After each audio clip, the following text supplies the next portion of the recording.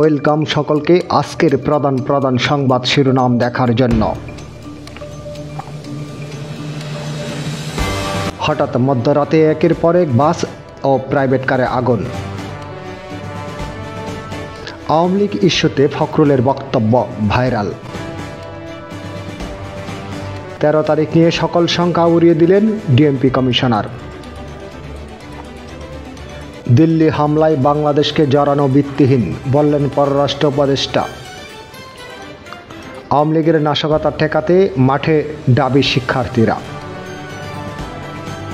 অথচ ফখরুলের বিরুদ্ধে 92 মামলা ছিল। আওয়ামী লীগের মামলা তুলে নিতে চেয়ে বিপাকে ফখরুল। নির্বাচনী প্রচারণায় পোস্টার ও ড্রোন ব্যবহার নিষিদ্ধ। একের পর এক ককটেল বিস্ফোরণ, 4 বাসে আগুন।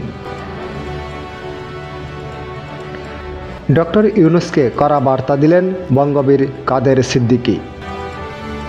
জুলাই সনদ ইস্যুতে সরকারকে কঠোর বার্তা বিএনপির। 26 সালে কোনো নির্বাচন নয়, জামায়াতে আমির। আত্মঘাতী হামলায় নাড়িয়ে দিল পাকিস্তান। আমার বক্তব্যের ভুল ব্যাখ্যা করা হয়েছে বললেন মির্জা ফখরুল ইসলাম আলমগীর। পরবর্তী আপডেট পাওয়ার জন্য চ্যানেলটি সাবস্ক্রাইব করুন। ধন্যবাদ।